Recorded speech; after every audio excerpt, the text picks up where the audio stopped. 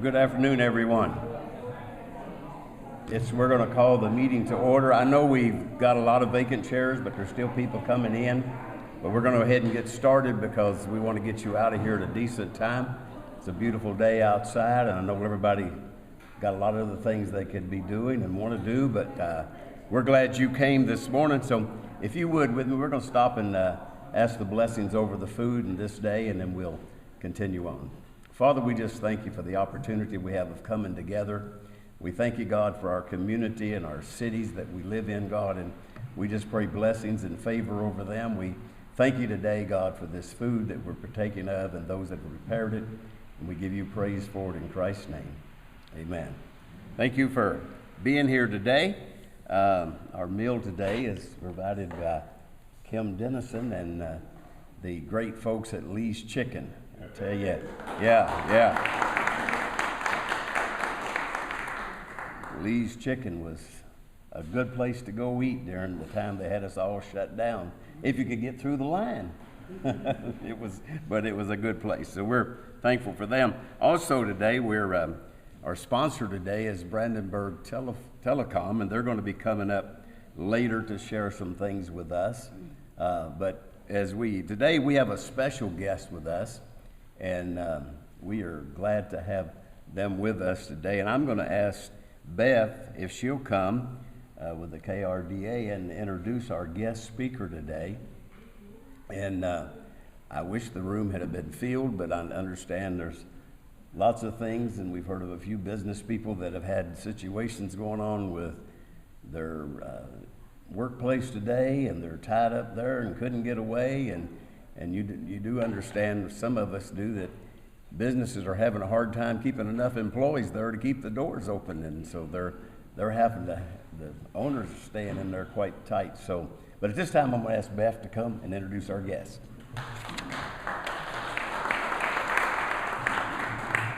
Hi, everyone. Good to see you. First of all, I wanted to send my regards from Jim, or Jim's regards. He really wanted to be here today with all of you and have the chance to introduce our guest speaker. But unfortunately, Sandy had to have emergency eye surgery this morning. So if you could keep them in your prayers, we'd very much appreciate it. But it does mean that I have the honor of introducing our guest speaker. It's Colonel Rory Crooks, and he's originally from Spokane, Washington, a graduate of Washington State University, and commissioned a field artillery officer. So any former field artillery officers in here? They probably can't hear. You're right. That's a good point. Yes. But like most Army officers of his rank, Colonel Crooks's rank, a very accomplished career serving our great country. With various leadership positions, from company command all the way up to division artillery.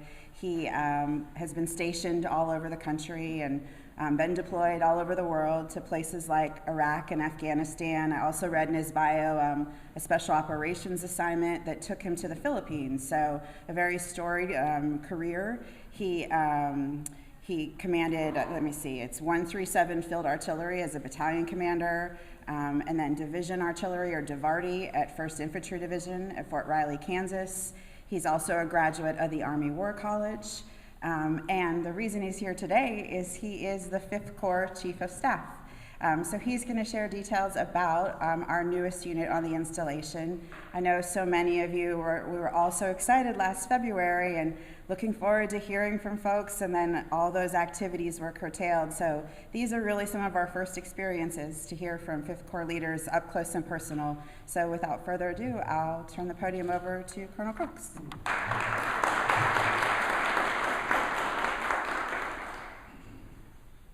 All right, well, thank you, Beth. I really appreciate that.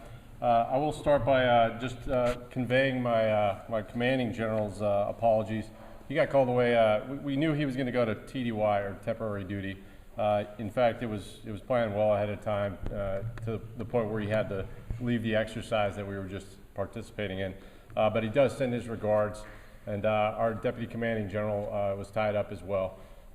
So I said, please let me, before we say no, can you let the chief of staff take a shot at this? So I will tell you that we just literally came from an exercise. It was called Defender Europe 21. We finished it yesterday. It's a command post exercise, but it was part of a larger exercise that involved forces both in CONUS, but primarily in Europe. There was live training, and our command post exercise was a 5-day problem that we of course extended into 7 or 8 days just so we could get ready for it. But I say all that just to let you know that I have not rehearsed anything. I've done some preparation, but I've rehearsed nothing. And so what I hope to make up for in lack of polish, we'll make up for by fielding any questions you have. So I'll put out a couple things. It may take 15 minutes, but I really want to hear where you're all coming from and what you'd like to know about Fifth Corps. To me, that will be success if we can achieve that. So with that, I'm going to do one of those things that I ask my staff not to do, which is read directly verbatim off of something. I tell them, just tell me the so what, right? But what I don't want to do, I want you to hear and I'll put it in context here, but I want you to hear directly from Lieutenant General Kolashevsky what he considers the Fifth Corps mission, and it's broken out into year 1 and year 2. I'll kind of frame that for us. So really year 1 is where we've been.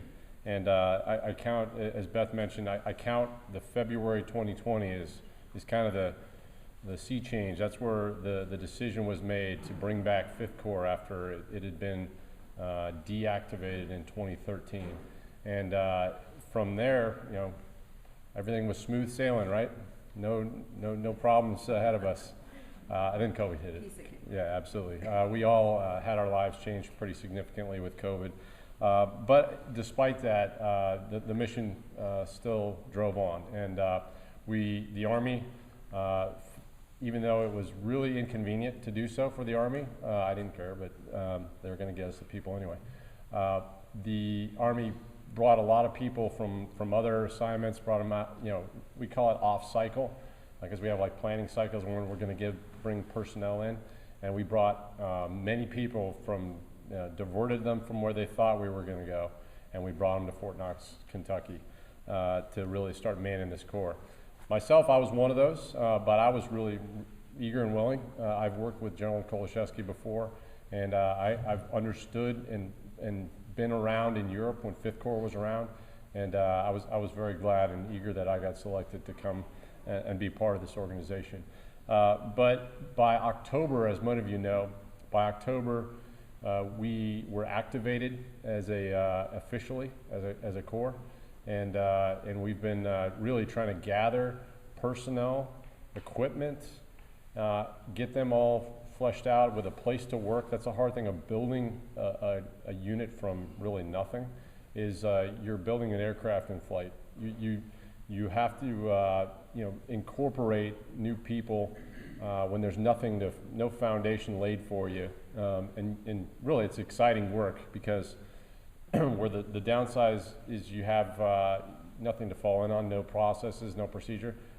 Honestly, the good thing is that you have no bad habits. You have no people that have been here that said, well, we used to do it this way, and the way you're talking about is not the way to do it. None of that. Everybody's like, just tell me what to do.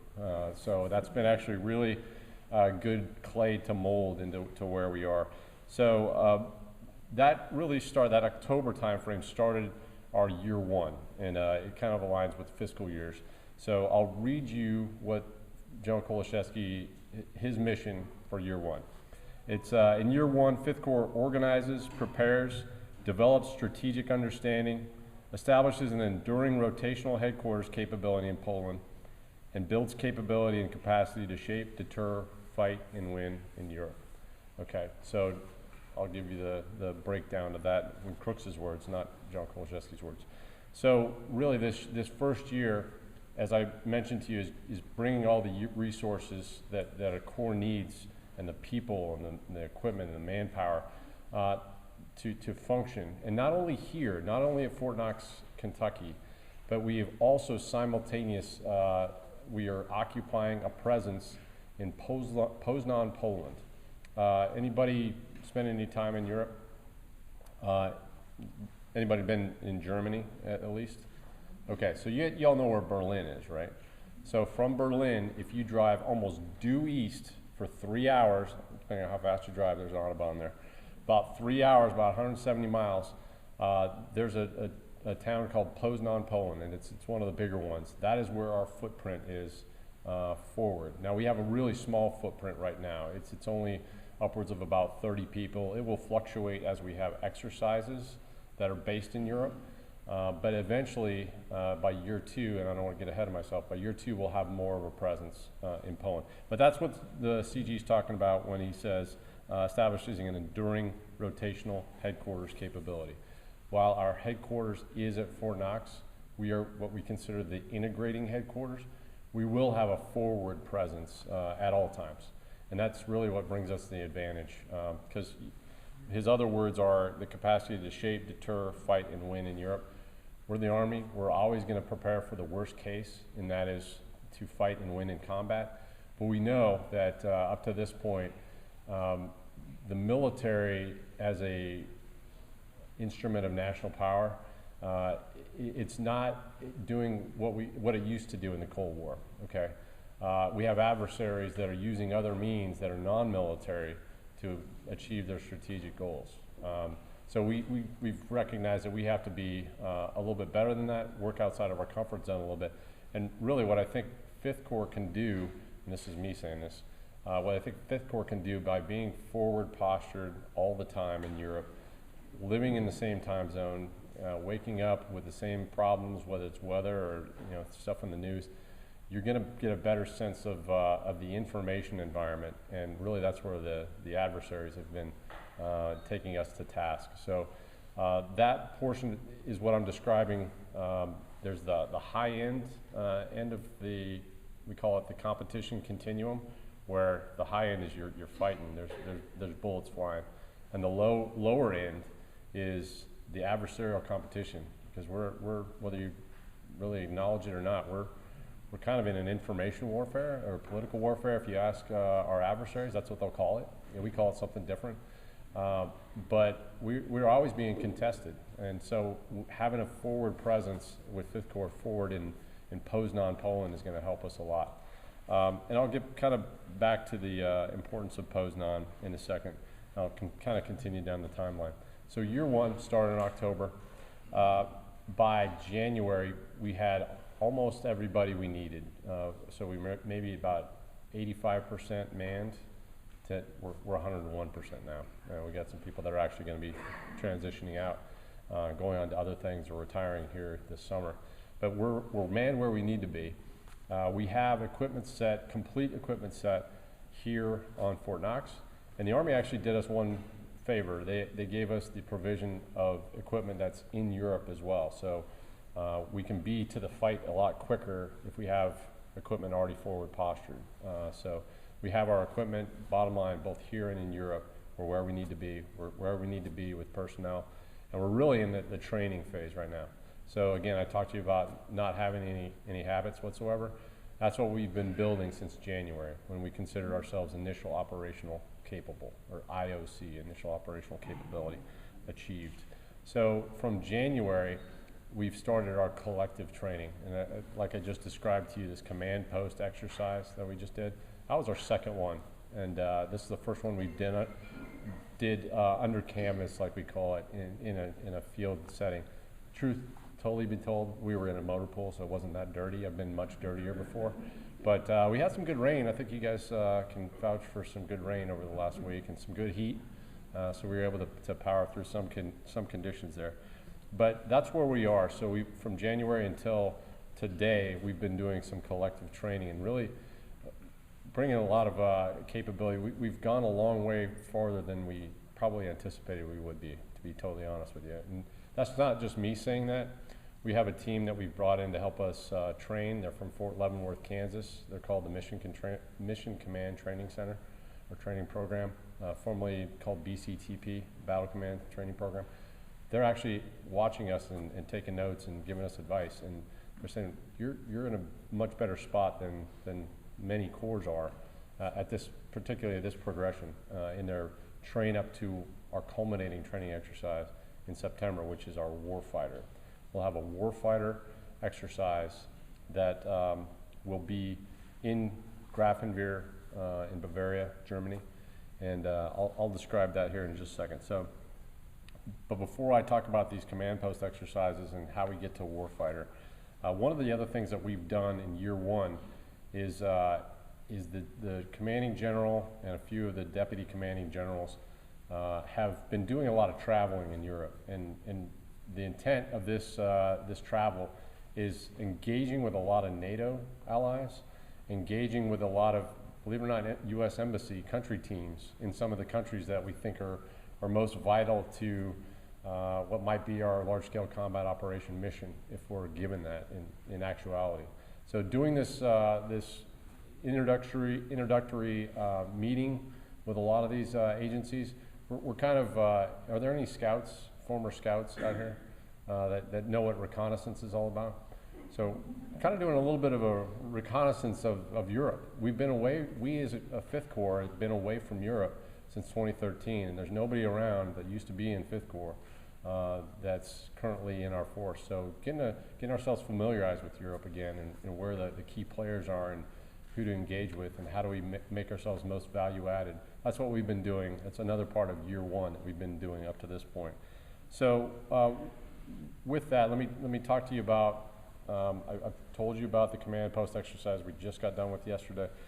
We have a couple more that are coming up. One of them I mentioned is the warfighter. That's the big daddy, that if we get through the warfighter and we don't lose, then we will achieve full operational capability.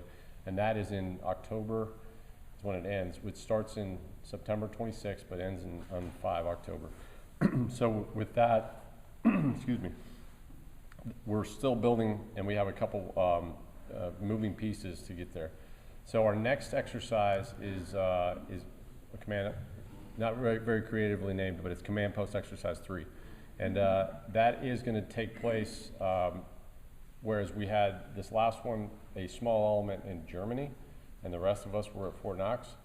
We'll bring that element from Germany back to the United States, to Fort Knox here, and then we'll have one of our elements, our rear command post, go up to Camp Ripley, Minnesota, to work with some National Guard partners, the 34th Infantry Division from Minnesota, the Red Bulls. We're going to send these folks up to Camp Ripley to do what we do in our rear area, to do the command and control of sustainment assets up there. The rest of us will be for CPX-3 here at Fort Knox. Very quickly, and that's in, by the way, 46 days. We all reminded each other we only had 46 days to fix all the things that were wrong in an AR this morning, after action review this morning. So in 46 days, we'll split out again, Camp Ripley, Minnesota, and here. Finally, for this warfighter I'm describing, and that'll cap off our year one, we, the integrating headquarters, and our tactical operations center. So we have 3 command posts. It's usually the main, sometimes attack, but always a rear command post. 2 of those command posts will go back to Germany, back to Grafenwehr, and our rear will, instead of going to Minnesota, they'll go to Camp Atterbury, Indiana. And that's how we'll fight the enemy, the virtual enemy or constructive enemy, when we do this in September, October timeframe. At the end of that, that's kind of a milestone, and that'll end our year one. And a lot of things will happen. Right now we have a command relationship with Forces Command at Fort Bragg, North Carolina. They're kind of our headquarters as we build. But eventually, we anticipate, definitely by November, that we will then answer to United States Army Europe and Africa, and they're located in Wiesbaden, Germany. So we'll have one, we kind of have mom and dad right now. Mom is at Fort Bragg, dad's at Wiesbaden. We'll only go to Wiesbaden after November. And what will come with that is, because the Army will give us a stamp of approval that we're fully operational capable, we'll start having some brigades come up and fall underneath us. Brigades that are there right now, like the 41st Field Artillery Brigade, the 12th Combat Aviation Brigade, or CAB, and the 2nd Cavalry Regiment. We fully anticipate they'll fall up underneath us and kind of reconstitute the 5th Corps. We'll also have, I think many of you know about Operational Atlantic Resolve, where we have a armored combat team, brigade combat team that's forward deployed and it rotates frequently. Those forces will answer to 5th Corps because many of you might not know, it used to be called, up until November last year, U.S. Army Europe, full stop. In November, the commanding general of U.S. Army Europe went from a 3-star to a 4-star, and they also received the U.S. Army Europe and Africa. So Africa responsibilities as an Army Service Component Command fell under this new 4-star headquarters. So when they did that, they needed to divest some of their responsibilities down to 5th Corps. So they're really eager to do that, and we're eager to get there. But that's part of the reason that we'll start receiving responsibility for those brigades I talked to you about, and also the rotational brigade and a presence from a rotational division. So all in all, we'll have about 3 or 4 combat brigades worth of power, combat power that will be training and have senior responsibility duties over. But that caps year 1. Any questions on year 1, and I'll move on to year 2, but I do want to hear from you all. Beth. It's all in Europe, though, right? Because sometimes we Yes. hear things and think, oh, is this coming here? Yes, and I got to think through my audience. They're all based in Europe, every single one of them. The 650 man and woman headquarters that we have, minus that element that's forward in Poznan, they're at Fort Knox, but everything I just described to you is either always in Europe, like 12 Cab 41st and 2CR, or they're rotationally in Europe, like the rotational BCT and division headquarters of 80 some people. They're all in Europe. So thank you. Thanks for putting it in context. Because somebody will leave here and say, we're getting a brigade. No, you're getting like 3 brigades. You're getting 4 brigades. No, it is our headquarters. That's the enduring portion of 5th Corps is here. So any other questions? Because this is good. I told myself that doesn't matter if you're a captain of industry or small business or you're a commanding general of a corps, you just want the best information to make decisions on. That's what I'm hopefully going to provide you. So, okay, if there's no other questions, go ahead. I was just going to ask, but this, I hope is the appropriate time to ask it. I was thinking as you were talking about your counterparts there in Poland, we saw here, we've seen recently two major cyber attacks that interfere with the free flow of fuel and food. Right. What are the Polish business leaders worried about in terms of, is it cyber attacks? Is it worried that they're obviously a lot closer to Russia than we are? What Right. are their concerns? I can't narrow down for you specifically what Poland is concerned about. If you look at Polish history, though, there are hundreds of years where every generation's been occupied, sometimes by different occupiers. So they take the threat very seriously of Russia on their eastern border. I can't speak specifically to them, but I know other Baltic states that we are there to help coordinate and align and generate what I'll describe as interoperability. They are very concerned about the cyber aspect of it. In fact, Estonia, right up on the Baltic Sea that borders up against Russia, they are so concerned about cyber based on some attacks that happened in 2008 that they've established a cyber center of excellence for all of NATO. And they have really captured those. They're looking at the tactics, techniques, and procedures that Russia is employing, and they're coming up with really ingenious ways, better than some, in my estimate, from what I've seen. And I haven't seen everything, but what I've seen from the U.S. side, they are very, very keen on getting a good cyber response, knowing where their vulnerabilities are and where the Russian vulnerabilities are to exploit. So, a lot of that is stuff that I don't even have access to. Some of these programs, the special activities, that is a higher clearance. But it's being definitely looked at, but at higher echelons than us. It really, for authorities under U.S. Code Title 10, which is Department of Defense primarily, there's only a certain few 4-star headquarters that have the ability to do any kind of offensive cyber capabilities, but it's mainly defensive. Did that answer your question? Yes. Right. It's very, very serious, and we're all waking up to, if we haven't already been wide awake about how vulnerable we are, and our responses, that's much higher levels than me on how we appropriately respond to something that has really legitimate impacts to all of us, and it is a violation of our sovereignty, integrity, our business, our livelihoods, but that's still being sorted out at, again, probably the congressional levels. So, all right, great question.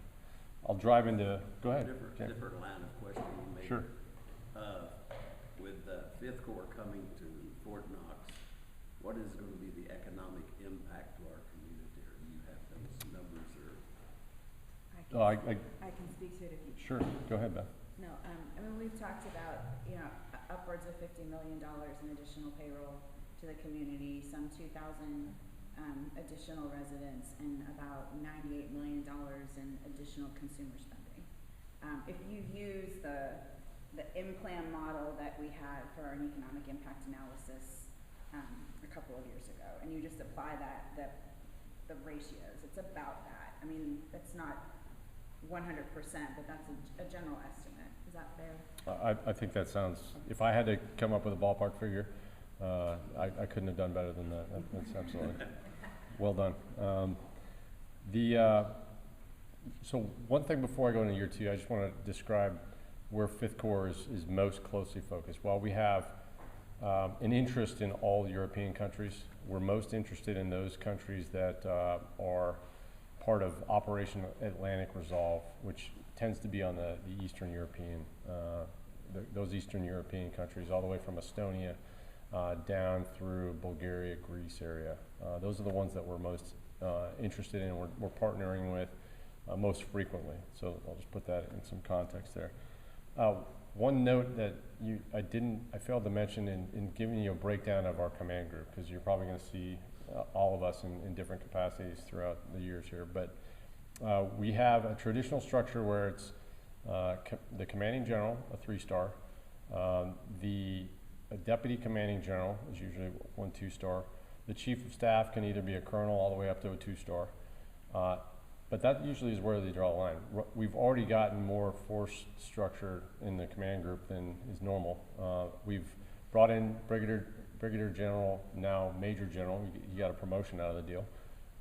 Bob Burke from Indiana, not too far away. He still commutes home on the weekends. He's our 2-star DCG sustainment, Deputy Commanding General sustainment.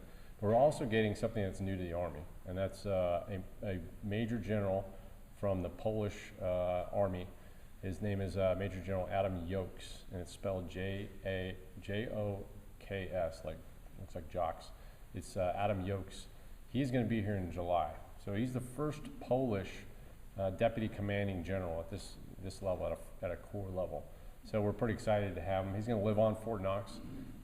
His wife may or may not, and family may or may not be able to join him for the first few months, but you'll start to see a big, rugged Polish 2-star with a very, very close haircut. You won't be able to miss him. He's got a wicked sense of humor, though. I think you're really going to enjoy him.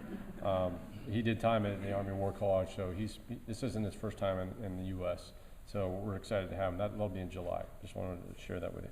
So year two, and I'll hopefully get to all of the important questions you have. And this is year two and onward for forevermore. Is on order, this is General Kolashevsky's words, on order, Fifth Corps alongside allies and partners competes forward in Europe to promote interoperability, counter malign influence, and deter aggression. When directed, commands and controls Army, joint, and combined forces in response to crisis or, should conflict occur, fights and wins in large-scale multi-domain combat operations. So that whole competition continuum that I described from cooperation and some competition as we described it in the information environment and other ways, all the way to large-scale combat operations, high-intensity conflict, and that's where we complete. That's where we're going to have a comfort zone in all of those. So that's year two and beyond, and really we're already starting to get some of the plug-ins and looking forward to how we work with multinational forces, how we work with joint forces. We all should be able to work with U.S. joint forces, and we by and large do. But working with multinational forces, that's a bigger challenge, and I'll weave it back toward where there may be some opportunities for all of us here. So what do I mean by interoperability? There's really three components to interoperability, and interoperability again is with multinational. This is with all of our NATO countries. There are 30 of them now. North Macedonia joined last year, or 19, I'm trying to remember. But we have 30, and one of them is fairly recent. All of them are, from different cultural and distinct cultural, linguistic backgrounds, but all of them adhere to NATO standards, North Atlantic Treaty Organization standards that has been around since 47 or 49. I got to do a date math here a little bit better. But from the NATO countries, they do have a way of doing business, and we're a U.S. corps. We're not going to be under NATO force structure, which means we're always going to be U.S. military, and not part of a NATO corps per se. But the challenges that go with 30 different countries, many different languages. I don't have a count on those. Some of them different dialects within those countries. It's challenging. That's the human part of it. So what we've been trying to do this year with our engagements with our deputy commanding generals and the CG is to engage with those countries, find out who is most eager to work with us, and I'll tell you, he'll reinforce this. General Kolashevsky will reinforce this. There's intense excitement in Europe to have 5th Corps back, because they remember this patch from 2013 and before that, all the way from, if you go far enough back, World War I, and what this Corps basically stayed forward. Episodically, it came back, but by and large, throughout its history, 5th Corps has been forward. So they're really excited to see this patch, and really excited to see what we can bring that's been missing since 2013. Because I think most of us remember what was going on in 2013. I'm sorry, it was missing since 2013. What happened in 2014? Russia invaded Crimea. I mean, coincidence? I don't know. As the 5th Corps goes away, and Russia takes advantage of an opportunity. I don't know if there's a correlation there, but the fact that we're back, there's a lot of excitement from our NATO allies, and so there's been no shortage of requests for us to participate in exercises. So many that it would take us 3 or 4 years to get through 1 year's worth of requests of exercises. So it's a good problem to have, but we'll neck it down to what we think we can do. But there's a human interoperability part of it. Language is part of that. Cultural understanding is part of that. Rapport building is part of that. And then there's a procedural one, which is something for us to work through. It's just what NATO standards are, what NATO calls something, and U.S. doctrine calls something else. We're giving ourselves a class on getting more NATO familiar, which is fun, because if you ask many of us, are you in NATO? U.S., are you guys in NATO? There's U.S., there's NATO. We are. We're the biggest member of NATO. So it's often easy to forget that we're one of those 30. But finally, technical is the third. So human, procedural, and technical interoperability. These are something that, because technology is changing so quickly, we're still using legacy, I'll use the word, a nice word, legacy command and control information systems that have proven themselves through decades, but they've proven themselves through decades, and they're the same system, right? I'll let you kind of read in between there. How we get these to work with our allies and partners, and to be able to work at the speed of what we think will be the next conflict, and work seamlessly without the U.S. having to provide to 30 different countries or whoever we're fighting with the technical means to talk to us. Because if you can't talk, you can't fight. So those are some of the challenges that we're working through. But I think 5th Corps will be postured very well in our forward presence in Poland, and doing all these exercises with our NATO partners to help get after some of that interoperability. So that's all well and good. You probably weren't as interested in hearing some of those details as you are in what opportunities are there now that 5th Corps is here. And I'm trying to I'll provide you the best of my abilities, some potential opportunities that are there. and I'll have you ask questions that maybe I can scope it better to help you identify better opportunities. So I'll look across the crowd, and you'll all know that this is a problem, and you probably won't even write it down because it's in the forefront of your mind. But the biggest challenge we've had standing up on Fort Knox has been housing. As the stationing decisions were made, I'm not sure what data they had to go on as far as housing available, but what we found is that people coming in, there's been limited on-post housing. And you guys know the housing market is red hot right now. It's a seller's market, and so for those folks that are coming in, if you're my rank, you'll deal with it. You'll go find something that suits your needs, and you'll go buy it, but you'll buy it at a much higher price than you thought you would. But what we're really concerned with is the enlisted tier ranks and our junior, even company grade officer ranks or warrant officer ranks, is they might not have the wherewithal to invest in just going and buying a home.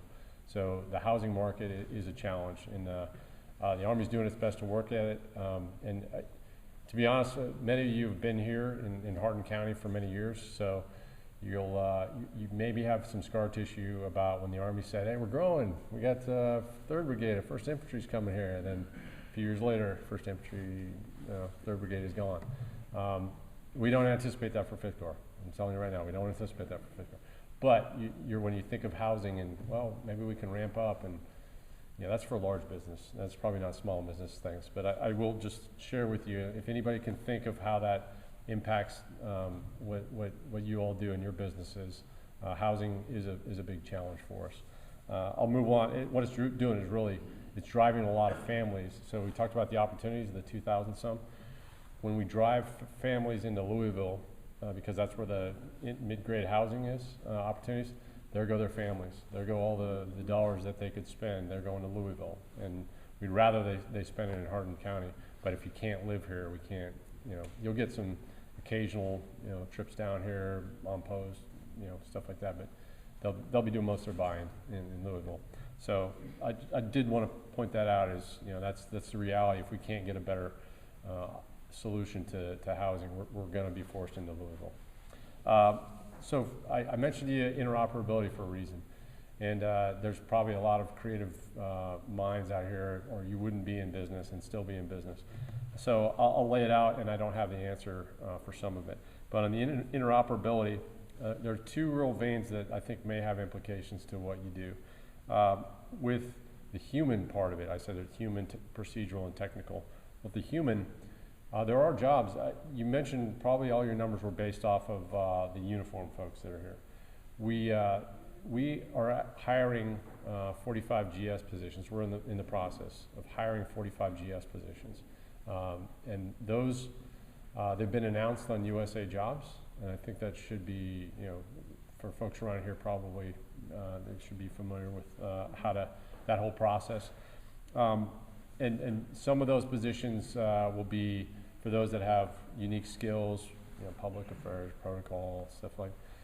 Some of it will be, those that have been prior military, because they know exactly the job. It's not coded that way.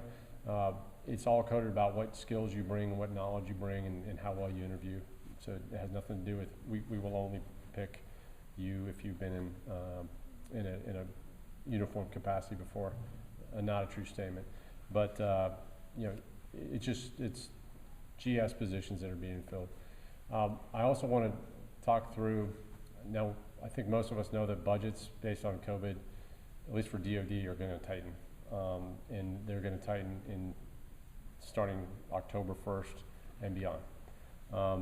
But despite that, there are always needs that we're going to have with our mission set that will be contractual. I don't have any specifics to give you because I'm just throwing out generalities. But I think I described to you those Eastern European countries and Europe in general. We will have requirements for interpreters because we're not manned with interpreters. And with 30 different countries, we'll look wherever we can for willing contractors that have language and cultural abilities that we'll need to be effective in working with a lot of these other countries. So again, nothing specific, no offers on the table, but that's kind of down the road of what we'll need. On the technical side of it, this is probably not the, I'll just say it's on the high end, and we probably need to go to really large population centers to get some of this, but I never know. But there are going to be high-end requirements on technical interoperability for data scientists, if you know coding, if you know stuff like that.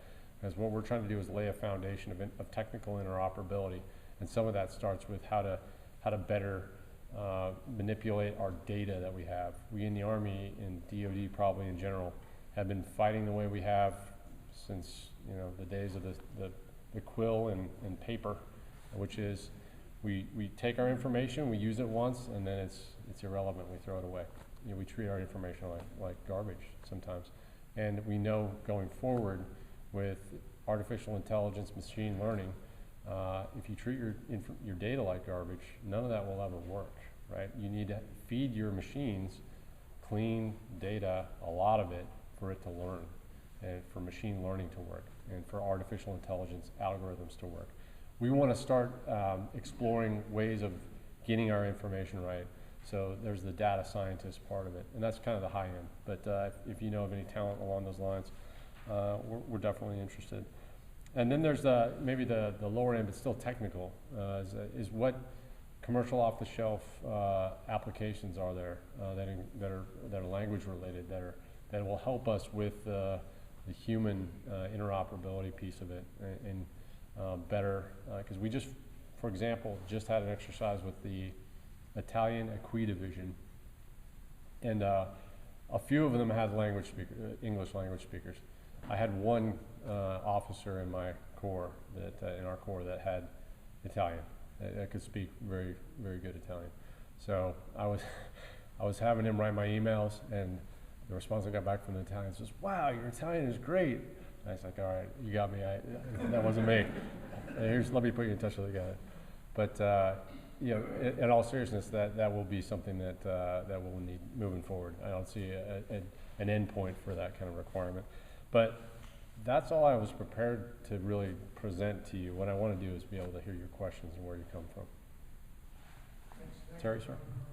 Before we turn it back over to Jay, so we're moving along, I wanted to ask you a question about the staffing in the Corps. Are there reservists in there, or is it all active duty? Right now, our one reserve component, Compo 2, National Guard, is Major General Bob Clerk. And but to that end, we know that as we stood up, and we're being stood up in a fiscally constrained environment moving forward, that there are certain core enablers. If you go to 18th Airborne Corps at Fort Bragg, North Carolina, they're going to have many brigades worth of enablers, MP brigades, military intelligence brigades, signal brigades. There's nobody that's saying, we're giving up our brigades to you in Europe. There's nobody saying that. This one, it's yours. The only ones they've told us is the ones I told you: 41st FAB, Field Artillery Brigade, 12th Combat Aviation Brigade, 2nd Cavalry Regiment, and the Rotational Brigade. There's nobody giving us those enablers. So based on that, we're looking to establish relationships with National Guard. And if anybody's heard of the State Partnership Program, it is something that our Compo 2, our National Guard, does very habitually. They do it very well. They've been doing it for as long as I can remember, and I know it gained increased importance as the Cold War ended, and we started sending National Guard folks into European countries. There's 22 of them that National Guard works with and has a really great rapport with. Pennsylvania with Lithuania, Illinois with Poland, and there's, again, 22 of them. So we've really been trying to leverage and get periodic alignment with them. What does that mean for us here? We're going to bring them in for exercises. We will bring them to Fort Knox for periods of time for exercises. We have the 115th Field Artillery is from Minnesota coming down. There will be many opportunities, but it'll be episodic. So they'll be in field conditions. You might see a big spike in spending here, at the beginning and end, but in between it'll be pretty flat for the folks that come in. But for as far as accommodations for some of them won't be in field conditions. Some of them will be in the hotels around here, I'd imagine. But it's a great question. I don't know if I have all the specifics for you, but we are. Thanks, Terry.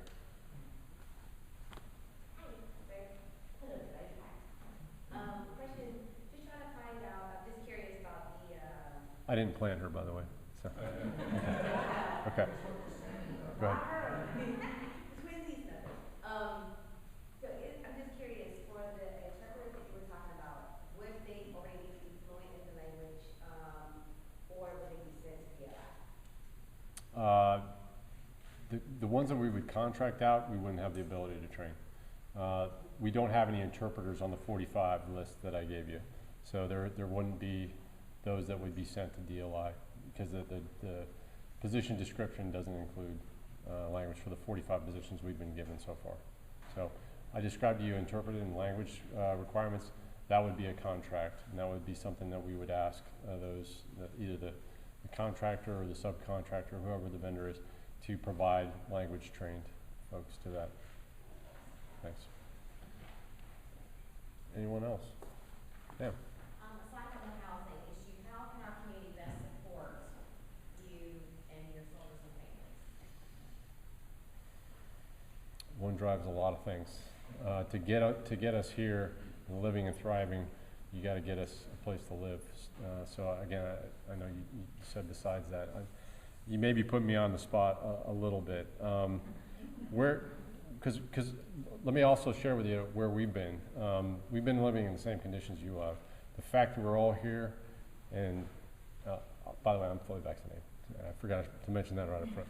The fact that we're all here, presumably, all vaccinated, and actually having social events. This is a new thing within the last 3 weeks for our own forces. So I haven't been getting the touch points with soldiers to see what are your challenges right now? What are your family's challenges right now? Other than I do frequently hear you're keeping us too busy, and I say, got it. I'll do my best. I'm doing a pretty substantial mission, and the CG's got us going in the right direction on a really, really tough mission. But I wish I had a better feel for what families wish they had in terms of commerce, in terms of services. But I will look into that as we get more touch points with our soldiers. That's kind of what we're missing a little bit. Everything we've been doing has been distributed, and some people are more willing to speak than others. Sure. Is there a limit to how far away somebody in your organization can live from the front gate? And you all say it's no more than 20 miles, no more than 50 miles? No, living, absolutely not. Under the worst of COVID conditions, we did have restrictions on freedom. I'll say freedom of movement. Just it's not restrictions. It was to say that if you were going to travel to what we were considering at the time a red state where the incidences of COVID were very high, there would be a requirement for a restriction of movement on the way back. So you could go and do it. You could go, and we had many take advantage of leave over the Christmas time frame, and they would go visit family from all over the country. But when they came back, we already knew that they would have to have a 15-day, restriction of movement period. But to get back to your question, COVID conditions have put us in a position where we're not restricting anybody because there's no red states anymore right now. I think Tom might have meant in terms of housing. No, but I'm sorry, I'm going really meandering to answer your question.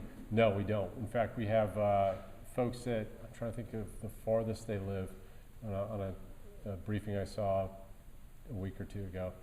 As far afield as Lexington, some that are in Indiana, but they commute on weekends. They'll go back to their family on weekends. So no constraint on where you can live. I know that was a long answer to a short question. Any other questions? This is good. Sure. All right. I really enjoy the opportunity to come and talk with you. And as I get more information, I do hope to come and answer preemptively some of your questions on what can we do and we know that. We love being in this community. We love how well we've been embraced. You know, the question that you asked is a familiar one. It's just, what can we do to help? What can we do to make our community thrive better? And I hope to bring you better answers next time. I or the CG, when he comes to talk to you, will have those answers for you. But thank you. Appreciate it.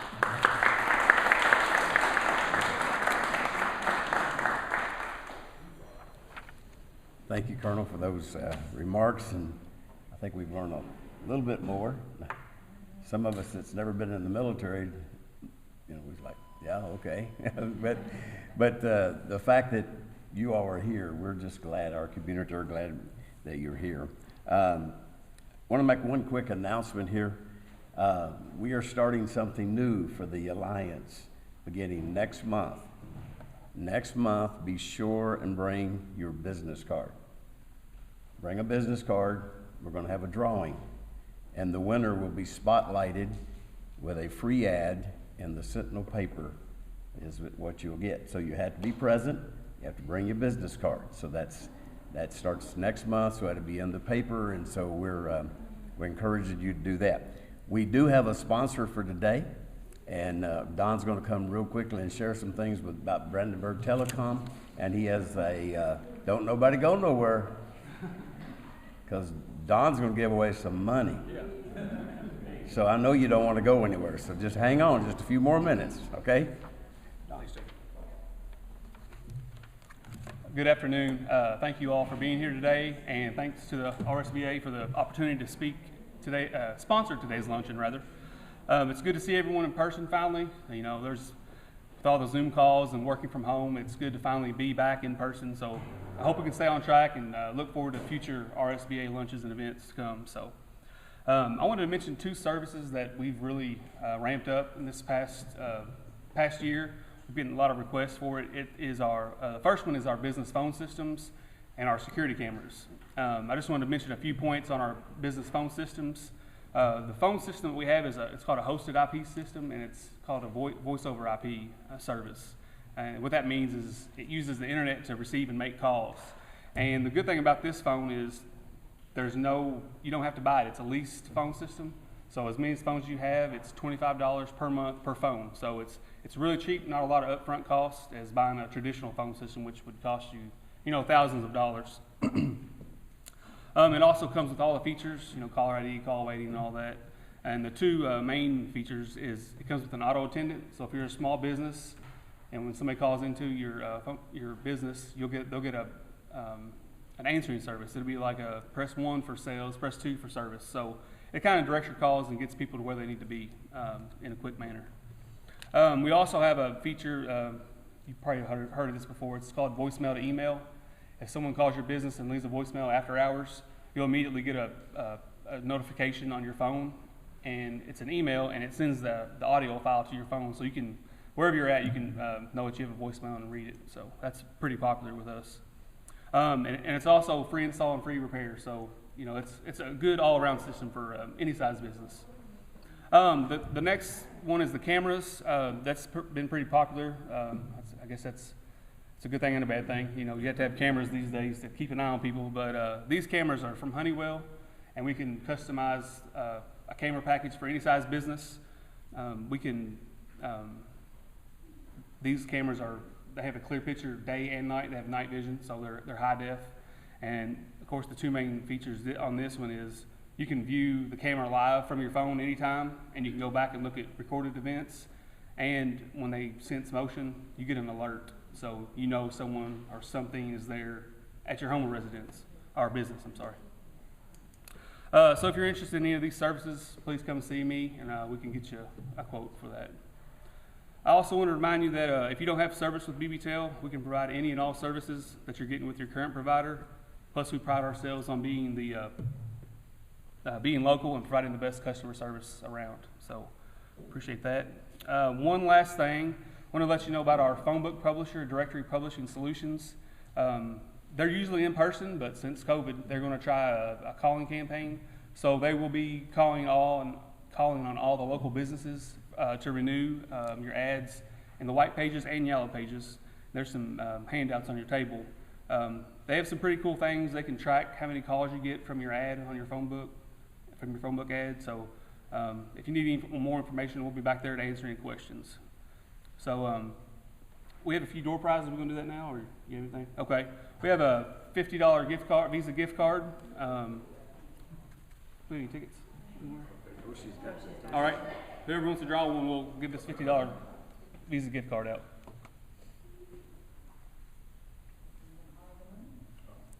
$575-857. 857.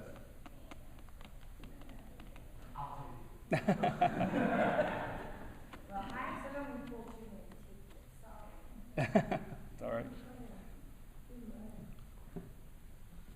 575-847. All right.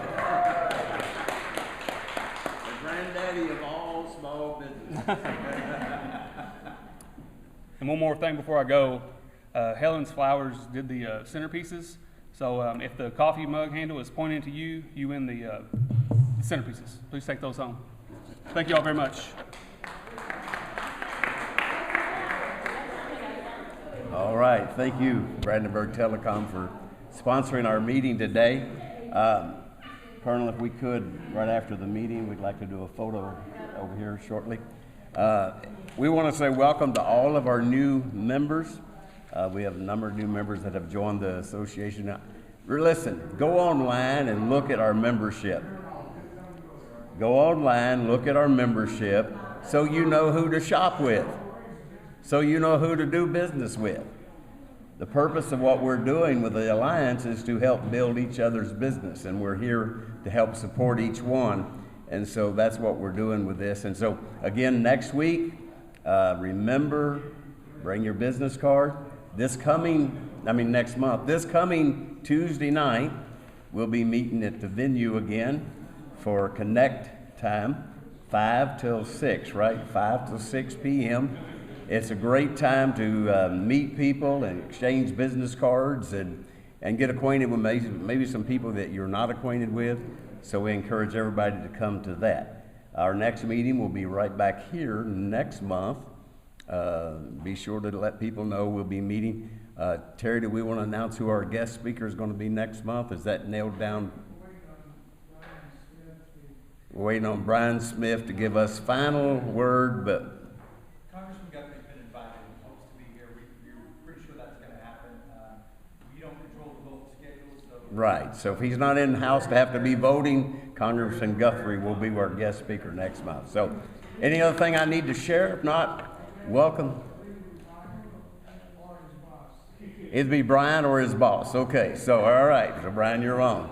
I want to say thank you to Mayor Ogden for being here from my great city now of Vine Grove. I want to thank her for being here. So with that, we're going to just, I know I got hands flying up everywhere, but we're past time, so make it quickly because Michelle Hiram has her anniversary, 5-year. 5-year anniversary of the ice cream shop. It's Friday at 12. Saturday at 12 o'clock? Friday. 5-year anniversary. Isn't that great? A lot of businesses don't make it 5 years, so yeah. So be sure to do that. Terry, you got anything to share? Kendra? Very quickly, everyone is invited to Toy Planet in Town Hall. It's having a ribbon cutting Friday at noon. So local business right there in the Beltway. Friday at noon, Toy Planet, come out and meet owner Matt Bickers. Okay. All right. With that, we're going to call this meeting adjourned.